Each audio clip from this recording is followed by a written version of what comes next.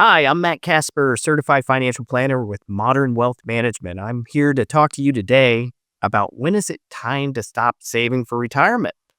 And yes, that's me saying it. When is it time to stop saving for retirement? Just doesn't sound right, but ultimately this is what we really want to dig into because I think it's a big conversation that you need to be having because quite honestly, there's so much that contributes to this really big question, and we have to spend the time and kind of talk through what really goes in to saying or to answering this very big question. So let's start diving into it. So as we're kind of going through this, the big things that I want us to kind of talk through of when is it time to stop saving for retirement? Well, one of the biggest ones is when you know you're living life on your terms and accomplishing your priorities.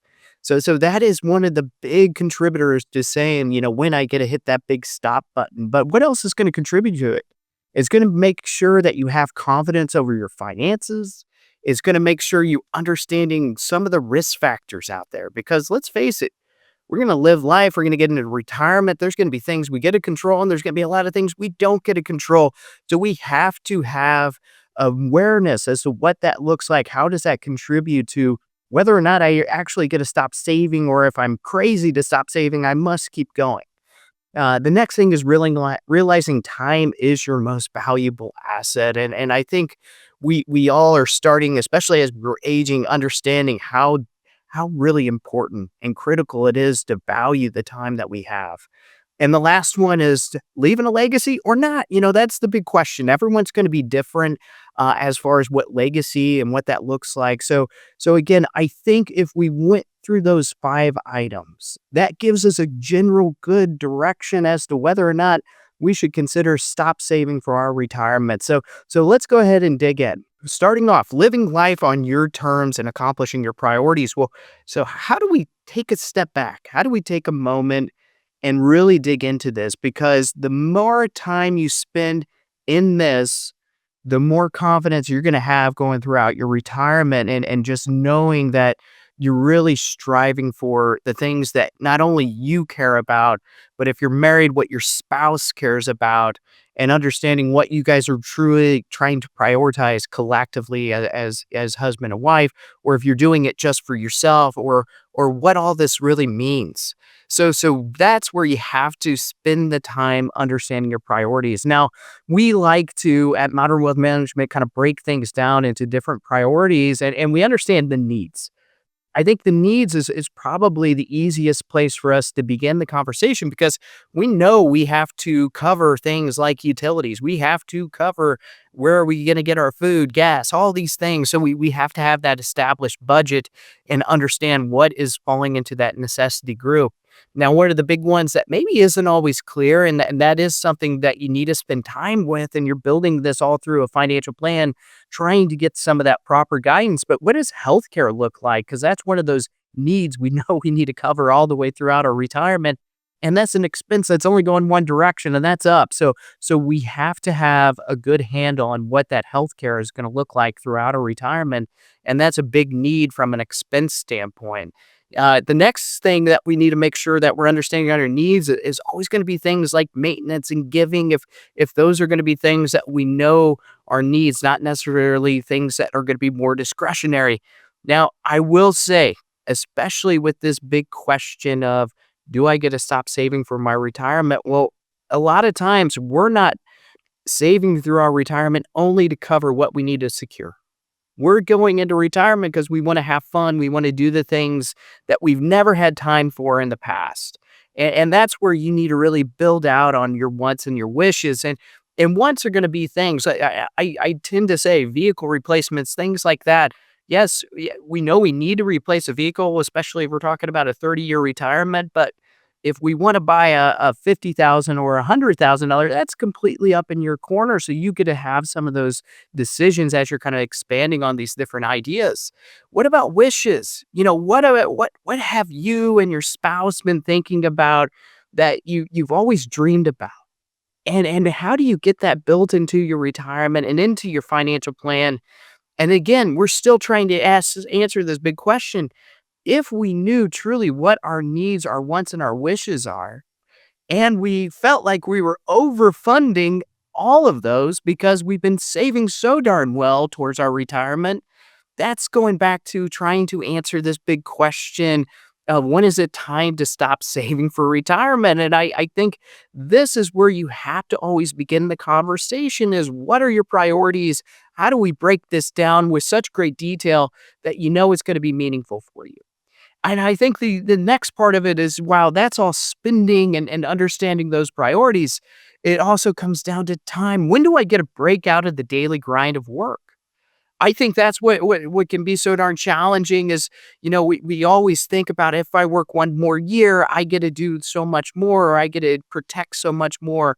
And that's the real question. Do you need to work that additional year or can you break from that daily grind? And I think that's a big question that really goes to, whether or not you get to answer this big question of whether or not you should continue saving or break away from saving.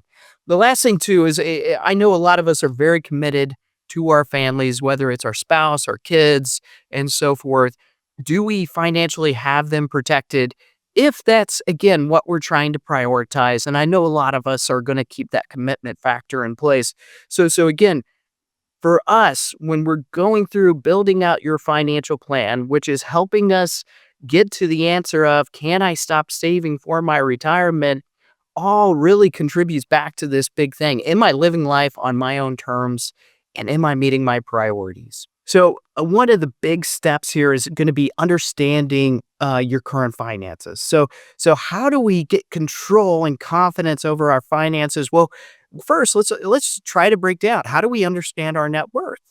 And when we think about going through our net worth, some of the things that we need to be thinking through are going to be some of the resources that are contributing towards that net worth. Right now, where's our current income and how does that income shift once we get into retirement? So again, right now, this income is what's creating the excess for us to be able to save, to be able to expand into our retirement, to do the things that we're hoping to do.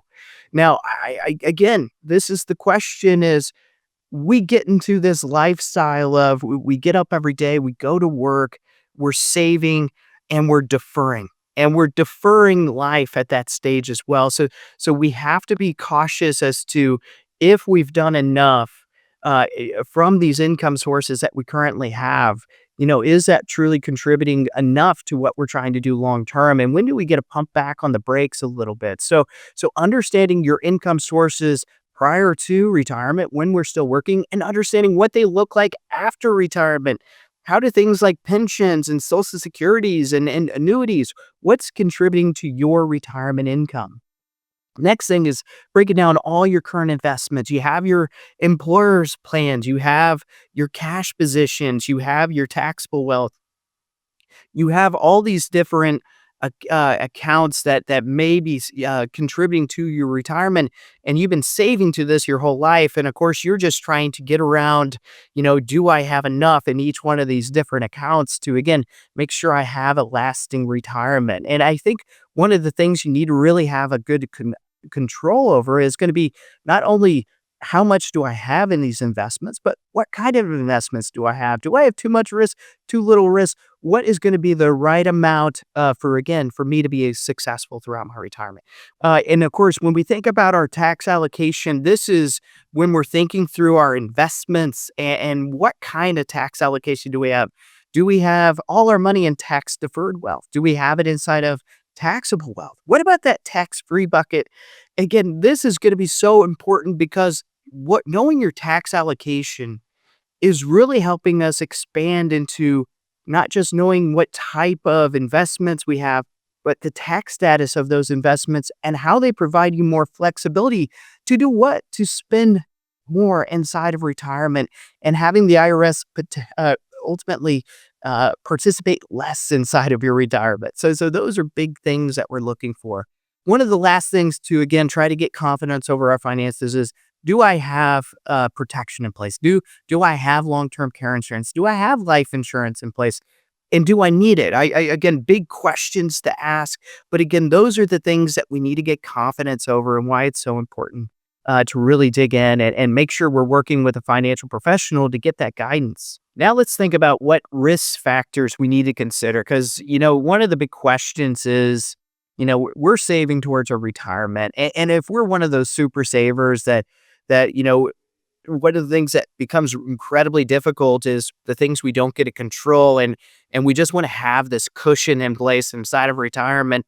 And these are some of the risk factors that really contribute to that. And I know when I was kind of leading with this conversation, I was talking about, what we're hoping to spend. And then when we get to the next section, we now understand all the resources we have in place to cover that spending. Well, that does what? It covers this first bullet point. And this is where we've heard this a number of times. We're trying to say the rule of thumb of a safe withdrawal rate comes in somewhere around 4%. And I would challenge you to go and look at your own plan and see if that folds out to be true, because that's not always going to be accurate. And you need it to be personalized to what you're doing. And you need to know what your hurdle rate is going throughout your retirement.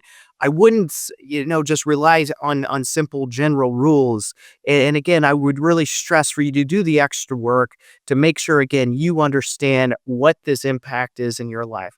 Now, the next ones we're going to have a quick conversation about sequence of return risk, a huge risk to consider. We do not know what the market's going to do. And if you're taking risk within your investments, we know we're going to ultimately be impacted by that volatility. So what do we need to do? We need to make sure we're stressing for this uncertainty within the sequence of return risk and stressing for good markets, bad markets, and everything in between to, again, feel confident in what we're trying to do. Inflation, we've been through some roaring inflation going through 2022, and we're starting to see a little bit of that cooling off. It doesn't always feel that way, but inflation is a big factor we don't get to control. Is it going to be higher long term? Is it going to be lower, or is it going to be around an average that we're trying to build within these plans? The important thing is just knowing, once again, this is not what we get to control. So we need to stress plans for inflation and different types of inflation. Guess what? Your healthcare is going up at a quicker pace than what you're spending at the grocery bill most of the time. So we have to understand when we are defining spending priorities, some inflate at different rates, and we need to keep that in consideration. Education being another big inflator that we need to consider as well. Tax code. Right now we have Tax Cuts and Jobs Act. We talk about this all the time with modern wealth management this is a low tax code. How do we take advantage of it? Well, tax code over this year and next year potentially is going to extend. We'll see. We're trying to be patient to see what tax code is going to look like long term. But that's a big consideration of what we don't get to control. So how does that impact the results of the financial plan? Lifespan, I really wish we knew how long we were going to live, because that would have really defined how we prioritize things, whether we really come out of the gates with a lot of go-go status and trying to make sure we're just experiencing as much as we can as soon as we can. But if we have longevity, and we answer this question a lot of times by looking at our genetics and our life and our family, but if we have that longer lifespan, how do we make sure we're stressing the plan for that longer timeline? And we need to do that, especially for those families that live to their mid-90s to late 90s. Health, this is one that we don't get to control, just like lifespan. And I think we need to be aware of, if we go into a long-term care facility, how do we cover some of these excessive costs? And it doesn't have to be in a nursing home. What about home health aid? What about, if you ultimately need that support and you're relying solely on your spouse, and your spouse is now getting beat up inside of her life, and then where it's really impacting her health as well. So how do we get a plan in place to protect against, some of those things that we don't get to control, and health is a huge one. And that's also a huge motivator that we need to be thinking through for where we need to allocate some of our retirement to make sure that we're staying in the best health we can, because all this is for none without that health. And let's face it, life in general is going to be a big risk factor, because we understand life is going to happen. Family challenges are going to happen. Markets are going to go different directions. We're going to have different rules and regulation. All these are different factors that we don't necessarily know, that we need to be prepared for. And you have to have a team in place to help you navigate that to the best of your ability. Here we're talking about realizing time is your most valuable asset because I think the number one thing is you can have an incredible wealth, but we don't get to buy that time back. And I think you really need to sit down and see what is going to be important for you. Because if you're at a stage where you understand you don't necessarily need to save anymore, and that also means you don't necessarily need to be working anymore. How do we contribute this extra time that you get into retirement to again be as meaningful? Is that being with family? Is it being, getting those experiences and so forth? So that's again, we want to have that. If we have that financial freedom, I don't want getting to that next number to be the roadblock that stops you from a time perspective of getting to that retirement stage. I hear it all the time. If I work one more year, I'm going to hit this number. Well, if you are already at this place of funding your retirement, why are you keep moving the path of the number that you're trying to hit? Ultimately, just have the confidence because you've done the proper work and due diligence to know that you've made it, and stop permitting yourself to say I have to hit one extra number, which is only doing what, leaving everything at the end of a plan that maybe isn't even going to be what you're trying to prioritize. So this is where I say try not to keep deferring living life. This is where you again have to dig in and find out what's going to be meaningful for you. Here we're talking about leaving a lasting legacy, and then you'll see that or not. I always think it's really important for us to think, we're not always trying to prioritize legacy. Some of us are, again, don't get me wrong.